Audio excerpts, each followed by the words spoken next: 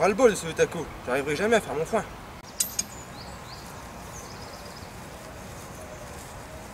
Salut! Toujours avec sur ton vieux tracteur? On va peut-être le penser à le changer un de ces jours. Et tu crois quoi? J'ai pas les moyens. Ah, les moyens, les moyens. Arrête, t'as qu'à investir en Cuma, ça te coûtera pas si cher. Ouais, c'est vrai, mon voisin, il fait de l'élevage comme toi. Et la Cuma, il trouve ça super. Et on est sur une ferme polyculture élevage, impliquée fortement dans la Cuma, ce qui me permet d'investir un peu plus au niveau de l'élevage tout en ayant du matériel performant pour les terres.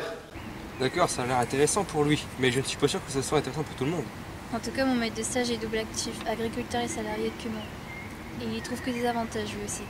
Oui, je suis double actif et en tant qu'agriculteur, je suis aussi adhérent de la Cuma, ce qui me permet de disposer de matériel performant et surdimensionné par rapport à mon exploitation. Et ainsi, j'arrive à effectuer le travail de mon exploitation plus rapidement.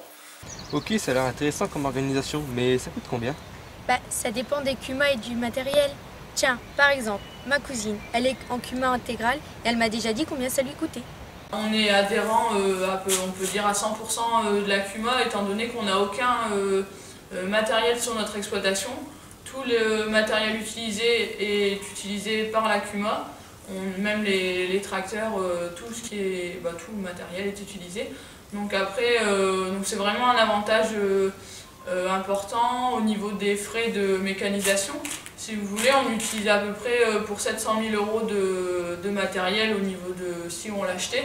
Par exemple, après pour une facture qui nous revient à peu près à 28 000 € par an, si on le ramène à notre surface, agricole, on est sur des frais de mécanisation de 600 € l'hectare. D'accord, là, vous me dites tous les avantages, mais il doit y avoir des inconvénients. Les inconvénients, on travaille avec d'autres personnes, donc il y a le côté humain, il faut savoir faire des concessions avec les personnes. C'est pas parce qu'on décide tout d'un coup d'aller récolter qu'on veut avoir le tracteur, on veut avoir l'ensileuse, on veut avoir les belles. C'est aussi un planning d'organisation et savoir attendre son tour. Dans tous les cas, les travaux ils seront faits, il faut être patient. Donc si je résume, la Cuma, ça permet de faire des économies, de gagner du temps et d'être performant. En plus, en Cuma, t'es sûr d'avoir du matériel à la pointe de la technologie.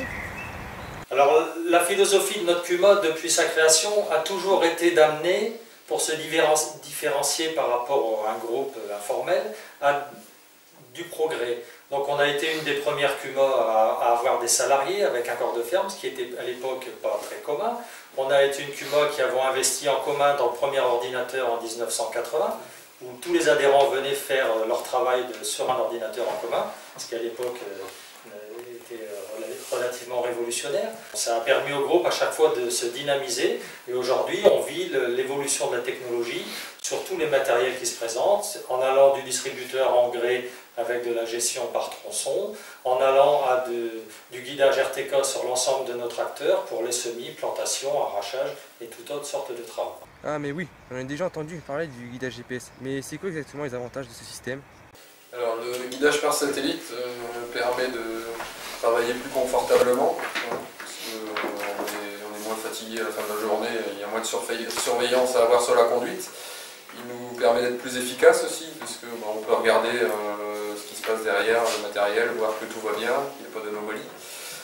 Il nous permet aussi de faire des économies, on fait moins de recroisements sur les semis, tout ça, le déchômage.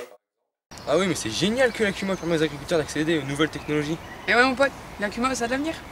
Alors l'évolution des Cuma, je pense que dans les années à venir, elle a encore de belles raisons d'exister, parce que quand on voit ce genre de matériel, hélas, il va falloir investir en commun pour avoir les moyens de se le payer.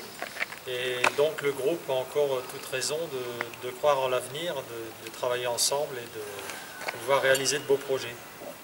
Salut les gars, il faut que je trouve une nouvelle Cuma pour finir mon foin. Allez, salut.